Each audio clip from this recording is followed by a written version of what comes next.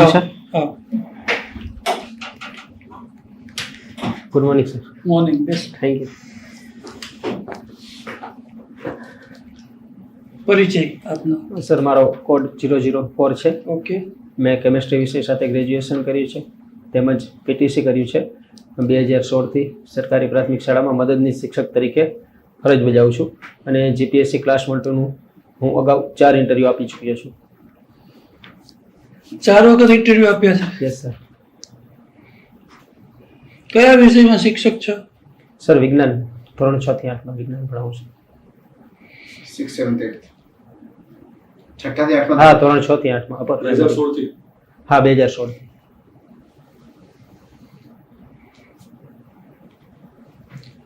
શિક્ષણમાં સુધારો કરવો જોઈએ, સુધારો કરવો જોઈએ, સુધારો કરવો જોઈએ, વર્ષોથી આપણે સાંભળીએ છીએ. અક્ષર જ્ઞાનની ટકાવારી વધે છે, યસ સર. પણ શિક્ષણના ક્ષેત્રમાં હજી ઘણું થઈ શકે એવું છે. બરાબર. જે પરિણામ જોઈએ એવું પરિણામ મળતું નથી યસ અને બેકારોની સંખ્યામાં જ આપણે શિક્ષિત બેરોજગારીમાં જ વધારો કરીએ છીએ. તમે એક દિવસ પૂરતા શિક્ષણ મંત્રી હો તો 3 અગત્યના કયા સ્ટેપ લ્યો તમારા શિક્ષકના અનુભવ ઉપરથી? સર સૌપ્રથમ તો હું 6 થી હાયર સેકન્ડરી કે ઉચ્ચ પીએચડી સુધીનું શિક્ષણ ફ્રી કરી આપું કે દરેક વ્યક્તિને ફ્રીમાં સરકાર એજ્યુકેશન પ્રોવાઈડ કરે. ફર્સ્ટ.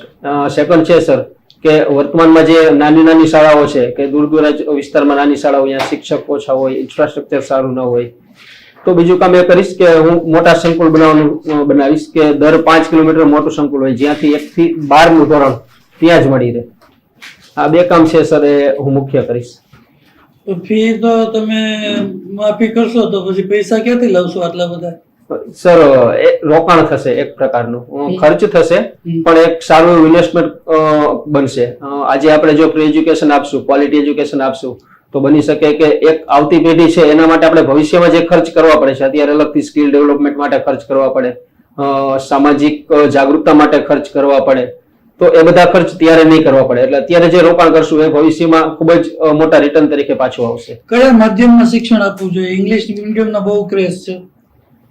સર મારું માનવું છે કે પ્રાથમિક શાળામાં બાળકને માતૃભાષામાં જ શિક્ષણ આપવું જોઈએ.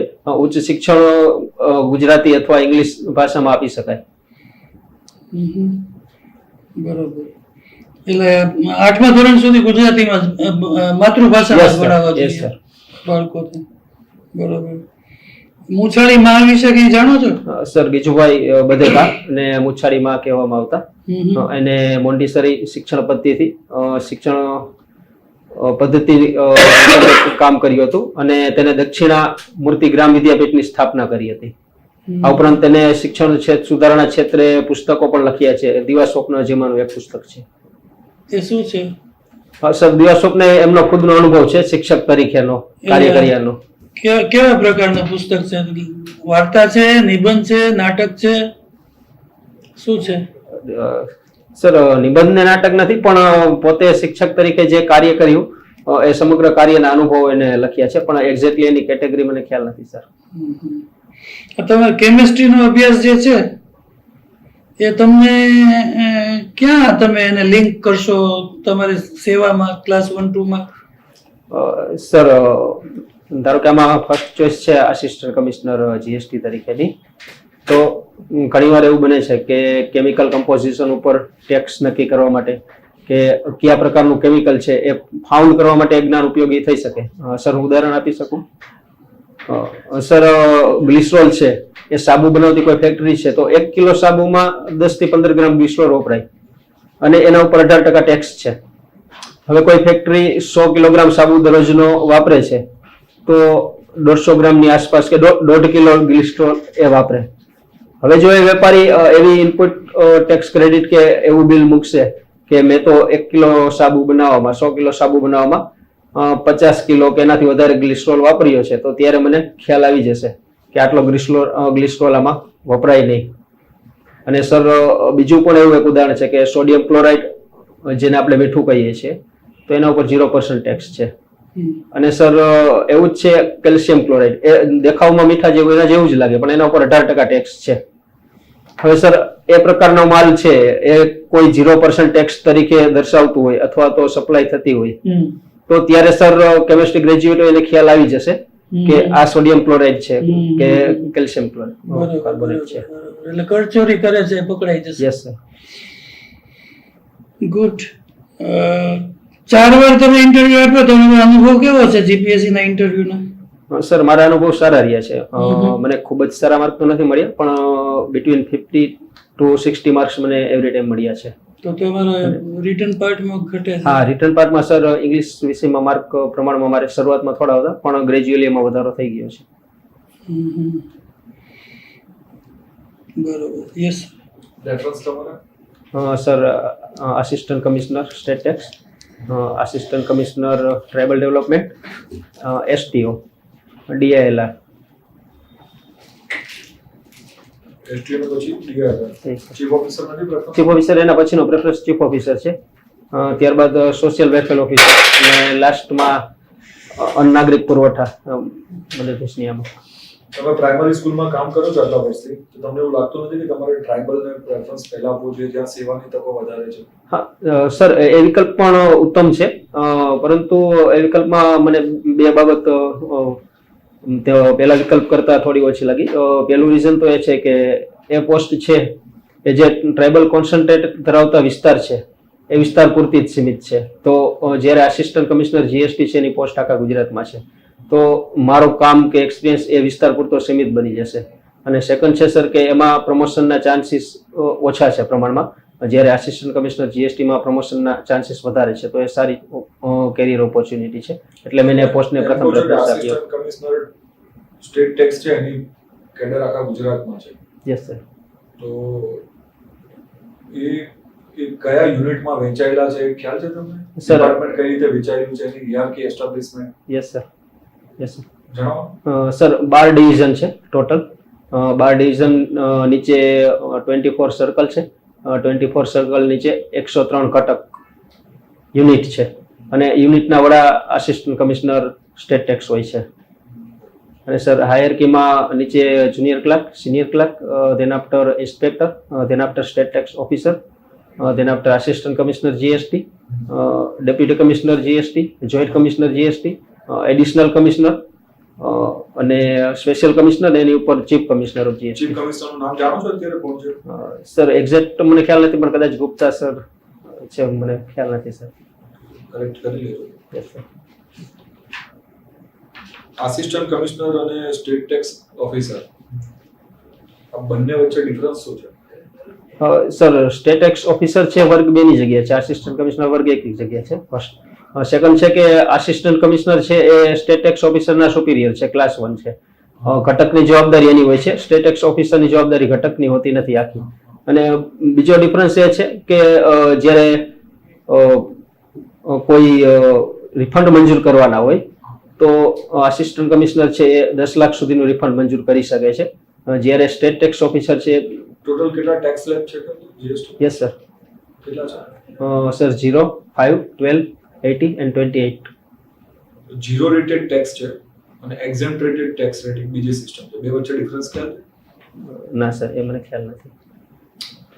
માની લો કે શાકભાજી છે એના પર પણ ટેક્સ નથી, યસ સર. કોઈ બીજી એવી વસ્તુ છે જેના પર 0% ટેક્સ છે, તો ક્વોન્ટિટી એવી છે, યસ સર. તો બે વચ્ચે ડિફરન્સ શું છે? ના સર, એ બાબત તમને ખ્યાલ નથી. HSN વિશે જાણો છો? HSM. HSN N for ના. તમે ઇન્વોઇસ જ્યારે જોવો છો, તમે કોઈ પણ ખરીદી કરો છો ત્યારે ઇન્વોઇસ ની અંદર HSN એક વર્ડ યુઝ થાય છે. ના સર, મને ખ્યાલ નથી ખ્યાલ. ઓકે. ઇન્વોઇસમાં ટેક્સ ઇન્વોઇસ જોયું છે તમે? એમાં કઈ કઈ વિગતો હોય છે? સર ખરીદનારનું નામ, વેપારીનું નામ, જીએસટી રજિસ્ટ્રેશન નંબર, પછી તમે જે આઇટમ પરચેસ કરો છો એની વિગત, એની ક્વોલિટી, ક્વોન્ટિટી, નીચે કેટલો પે કર્યું તમે એ, અને એમાં સેગમેન્ટ ટેક્સના હોય છે SGST, CGST અને નીચે ટેક્સનો ટોટલ. તમારા વિસ્તારમાં કોઈ વેપારી જે છે એ બિલ વગર માલનું વેચાણ કરે છે યસ સર. અને તમે એક સામાન્ય નાગરિક તરીકે તમે શું પગલાં લેશો એમાં? સર સામાન્ય નાગરિક તરીકે હું પેલા તો વેપારીને કહી શકું કે તમારે માલ બિલ વગરનો ન વેચવો જોઈએ, ટેક્સની ચોરી અયોગ્ય છે. આ ઉપરાંત હું નજીકમાં જે ટેક્સ ઓફિસર છે, સ્ટેટ ટેક્સ ઓફિસર, એમને જાણ કરી શકું કે આ વેપારી બિલ વગરનો માલ વેચે છે, જે તમારે એના ઉપર યોગ્ય કાર્યવાહી કરવી જોઈએ. થ્રેશોલ્ડ લિમિટ જાણો છો? કેટલા થ્રેશોલ્ડ લિમિટ સુધી વેપારીએ જીએસટી ઉઘરાવવાનો હોતો નથી અથવા તો રજીસ્ટ્રેશન લેવા માટે Yes, sir. ફરજિયાત પણ હોતું નથી? યસ સર, 40 લાખ રૂપિયા છે સર વર્તમાનમાં, અને 20 લાખ કરવા માટે મને ખ્યાલ છે ત્યાં સુધી વિચારણા ચાલે છે. કરેક્ટલી 40 લાખ ગુડ્સ પર છે, 20 લાખ સર્વિસીસ પર છે. Yes sir. ડિફરન્સ જાણો છો? ગુડ્સ અને સર્વિસ વચ્ચે ડિફરન્સ શું છે? Yes sir. હા, સર્વિસ છે સર, એમાં સેવાઓનો સમાવેશ થાય છે, એજ્યુકેશન છે, હેલ્થ છે. જ્યારે ગુડ્સ છે એ કોઈ માલ છે, એનો દરેક માલનો ઉત્પાદનનો એમાં સમાવેશ થાય છે ગુડ્સમાં. આઈટીસી નું ફૂલ ફોર્મ ખબર છે? Input tax credit. તમે ચીફ ઓફિસરની પ્રેફરન્સ લાસ્ટમાં કેમ આપ્યું? એસટીઓ થી પણ પછી ડીએલઆર પછી? સર ચીફ ઓફિસરની પોસ્ટ મને એવું લાગે છે કે પેલી બધી પોસ્ટ છે એના કરતાં વધારે બેટર છે. એસટીઓ, ડીએલઆર છે, અને ખાસ મને એ બાબતે વધારે ચીફ ઓફિસરની કામગીરી બાબતે વધારે ખ્યાલ પણ નથી, એટલે મેં પોસ્ટ પાછળ રાખી છે. ડીએલઆર ની કામગીરી શું છે? સર ડીએલઆરની કામગીરીમાં ડિસ્ટ્રિક્ટ ઇન્સ્પેક્ટર લેન્ડ રજિસ્ટર એ જિલ્લા કક્ષાના જમીન સંબંધિત અધિકારી હોય છે. એ ખેડૂતોને માંગણીના આધારે તેની જમીનની માપણી કરી આપે છે.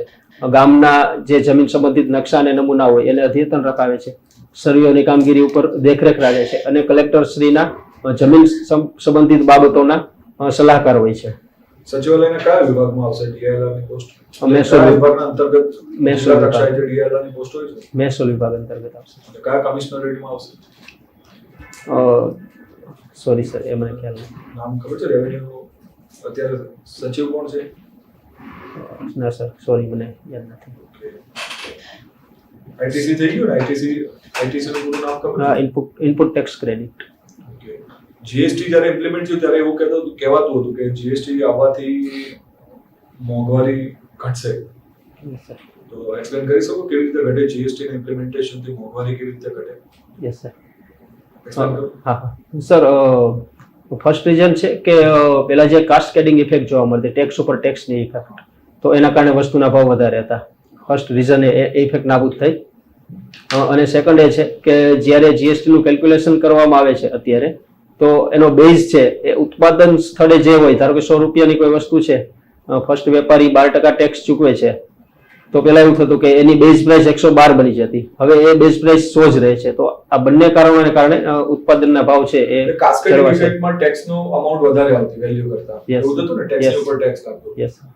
એનો મતલબ એવો થયો છે કે જૂની કર પદ્ધતિથી આમાં ટેક્સ કલેક્શન વધારે હોવું જોઈએ, પણ એવું નથી. જીએસટી માં ટેક્સ કલેક્શન વધારે છે. આવું કેમ? સર, જૂની કર પદ્ધતિ થોડી કોમ્પ્લેક્સ હતી. તેના કારણે શું થતું કે વેપારીઓ ટેક્સ માટે રજીસ્ટ્રેશન ન કરતા, ટેક્સ ચૂકવતા જ નહીં. તો એ કારણ મુખ્ય હતું કે જેના કારણે ટેક્સ કલેક્શન ઓછું થતું. જ્યારે સરળ પદ્ધતિ થઈ તો મોટા ભાગના વેપારીઓ રજીસ્ટ્રેશન કરાવતા થયા અને ટેક્સ ચૂકવતા થયા. એના કારણે છે એ કલેક્શન વધ્યું. એને કહેવાય ટેક્સ બેઝ વધવાના કારણે. Yes sir. કર આધાર કહીએ ને, કર આધાર. વધવાના કારણે વધુ નંબરમાં રજીસ્ટ્રેશનના કારણે ટેક્સ કલેક્શન. Yes sir. બરોબર છે. નાઈસ. આપે 4 ઇન્ટરવ્યુ આપ્યા છે યસ સર. જીપીએસસી ના.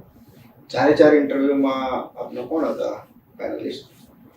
સર, એક વખતે દાસા સર, 2 વખતે સોસા સર, અને લાસ્ટમાં આસામે. આપ શિક્ષક છો, તો રેપ જે છે એ સામાજિક પ્રોબ્લેમ છે કે લો એન્ડ ઓર્ડરનો પ્રોબ્લેમ છે? Rape is a social problem or the problem of law and order? Sir, આમ તો બંને પ્રોબ્લેમ છે. ફર્સ્ટ સોશિયલ પ્રોબ્લેમ છે, ધેન આફ્ટર કોઈ વ્યક્તિ રેપ કરે છે તો એમનામાં નૈતિકતા નથી, પેલું કારણ તો એ છે એનું સોશિયલ ડેવલપમેન્ટ યોગ્ય નથી થયું, એટલા માટે એ કરવાનું વિચારે છે. અને સેકન્ડ કે એને લો એન્ડ ઓર્ડરનો ડર નથી, એટલા માટે રેપ કરે છે. એટલે બંને પ્રોબ્લેમ છે. તો એવી ઘટનાઓ ઘટે, ખાસ કરીને નાના બાળકો અને બાળિકાઓ પર, એના માટે શું પગલાં લેવું જોઈએ આપણે? સર, પ્રાથમિક કક્ષાએથી જ ઘટના ઘટે એના માટે કે ઘટ્યા બાદની વાત કરો છો સર તમે? ના ઘટે એના માટે. સર, એવી ઘટનાઓ ન બને ત્યારે એટલા માટે પ્રાથમિક શાળાથી જ આપણે બેડ ટચ અને ગુડ ટચ, જેને આપણે સેક્સ એજ્યુકેશન કહીએ છીએ, એ આપવું જોઈએ. નિમ્ન પ્રાથમિકના બાળકો છે એને આપણે બેડ ટચ ગુડ ટચની માહિતી આપીએ.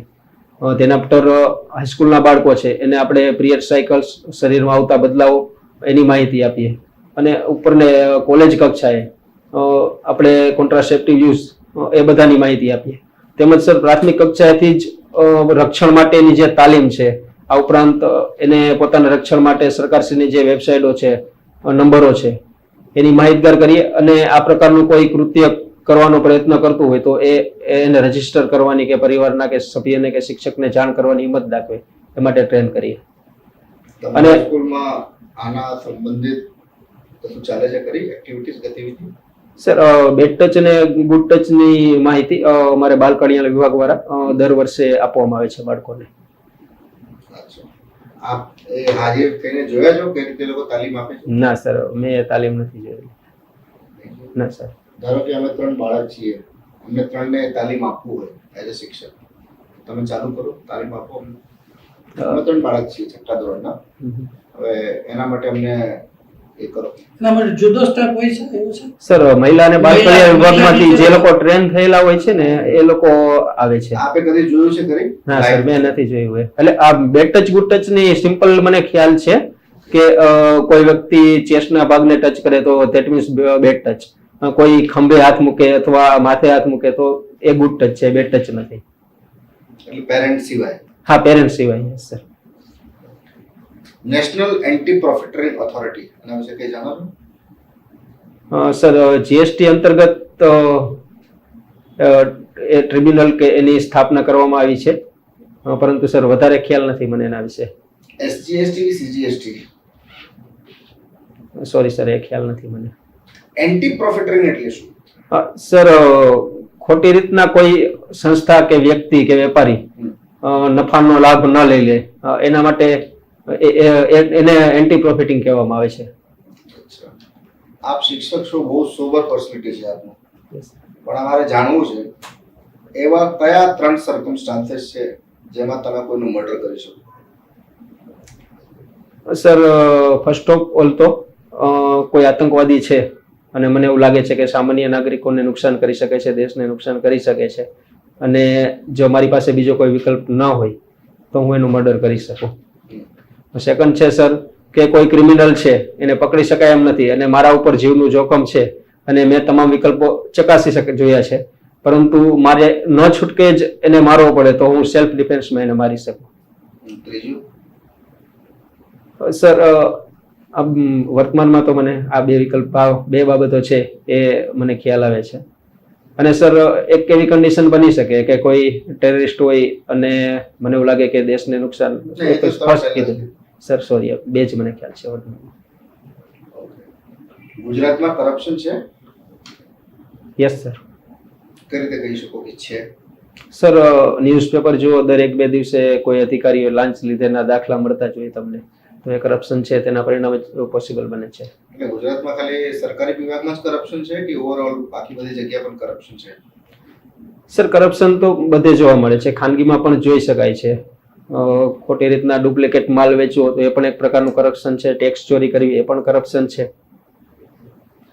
આપને શું લાગે છે કરપ્શનનું મૂળ કારણ શું છે?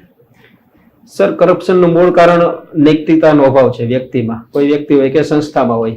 ફર્સ્ટ રીઝન તો એ છે કે અનૈતિક છે એટલે કરપ્શન કરે છે. બીજું રીઝન એ છે કે એમને પકડાઈ જવાનો ડર નથી અથવા તો કાયદાકીય સજા થશે એવો ડર નથી. એના એ રીઝનને કારણે પણ ઘણા વ્યક્તિઓ કરપ્શન કરે છે. અને લાલચ થર્ડ વસ્તુ છે કે વર્તમાનમાં એ સૌથી વધારે ભાગ ભજવે છે કે ઝડપથી પૈસાવાળો બની જાવ અથવા વધારે નફો લઈ લો. તો આ 3 કારણો છે જેના કારણે કરપ્શન વધારે થાય છે. આપના મુજબ નૈતિકતા એટલે શું? સર નૈતિકતા એટલે સમાજના કે વ્યક્તિના કે સંસ્થાના જે મૂલ્ય છે એને વળગી રહેવું અને દરેક પરિસ્થિતિમાં યોગ્ય કાર્ય કરવું, એ નૈતિકતા છે. કે નૈતિક નિયમો છે જે એનું પાલન કરવું. તમે ટેરરિસ્ટને મારો તો એ તમારી નૈતિકતા છે કે અનૈતિકતા? સર પરિસ્થિતિના આધારે નૈતિકતા અનૈતિકતાઓ બદલાતી હોય છે. ઘણીવાર વ્યક્તિનું અનિચ્છા આધારિત કાર્ય હોય, ધારો કે કાર્ય સામાન્ય રીતના અનૈતિક કહેવાય, પરંતુ અન્ય વ્યક્તિઓના રક્ષણ માટે, દેશની રક્ષણ માટે જો હું એ કાર્ય કરું તો એ કાર્ય હું માનું છું ત્યાં સુધી નૈતિક નથી. જેમ કે સરહદ ઉપર સૈનિકો છે તો એને આતંકવાદીઓને કે દુશ્મન દેશના સૈનિકોને અમુક પરિસ્થિતિઓમાં ગોળી ચલાવી અને મારવા જ પડતા હોય છે. સામાન્ય રીતના આ પ્રકારનું કાર્ય મારે ટાળવું જ જોઈએ, પરંતુ જ્યારે દેશ હિતની વાત છે કે બહોળા હિતની વાત છે અને મારી પાસે બીજા વિકલ્પ નથી તો મારે એ કાર્ય ફરજિયાત કરવું પડશે. અચ્છા, ધારો કે તમે 8મા ધોરણ સુધી ભણાવો છો, બરોબર? 10મા ધોરણમાં વિજ્ઞાનના એક શિક્ષક છે, એમને લાંબા સમય સુધી તબિયત બગડી ગઈ, એ નથી આવી શકતું, અને તમે પોતે જ જાણો છો કે મારી કેપેબિલિટી 10માને ભણાવવાની નથી, 8મા સુધી હું વેલ કેપેબલ છું, 10માને હું ભણાવી શકતો નથી, તો એ તમારા પ્રિન્સિપલ તમને ફરજિયાત કરે ના તમારે ભણાવવો જ પડશે, તો તમે ભણાવવા જશો કે નહીં જશો? અને જશો તો એ નૈતિક હશે કે અનૈતિક હશે? સર, ભણાવવાનું કામ છે એ અનૈતિક તો હું કહી જ નહીં શકું, કારણ કે સારું કાર્ય છે અને હું ભણાવવા જઈશ. ભલે મને ધોરણ 8 સુધીનું જ્ઞાન છે, પરંતુ મેં ગ્રેજ્યુએશન કરેલું છે કેમેસ્ટ્રીમાં, તો હું ધોરણ 10 સુધીનું જ્ઞાન કે રિવિઝન કરી સંદર્ભો અન્ય ઉપયોગ કરી અને હું જ્ઞાન મેળવી લઈશ અને હું ભણાવવા માટે જઈશ. પણ તમને તમારા કેપેબિલિટી ઉપર પૂરો ભરોસો ના હોય, એક્સપિરિયન્સ ના હોય, તો 10માના વિદ્યાર્થીઓના ભવિષ્ય જોડે તમે રમશો ખરી? સર, હું જ્ઞાન મેળવી લઈશ, હું પેલું કાર્ય તો એ કરીશ, અને જો મને એવું થશે કે હું યોગ્ય સંતોષકારી કામ કરી શકીશ તો હું જઈશ. અધરવાઇઝ હું એ પણ કરી શકું કે અન્ય મિત્ર અથવા અન્ય શાળા શિક્ષકો હોય, અન્ય શાળાના શિક્ષકો હોય, તો તેમને પણ કહી શકું કે તમે પિરિયડ લો, પણ હું કોઈ પણ રીતે એ એન્શ્યોર કરીશ કે બાળકોનું શિક્ષણ બગડે નહીં. ઓકે સર, એક્સેલન્ટ, બહુ સરસ, ખૂબ સરસ. સરસ. આપણે પહેલા મળ્યા છીએ ક્યારે? 30 નંબરમાં અજુડિયા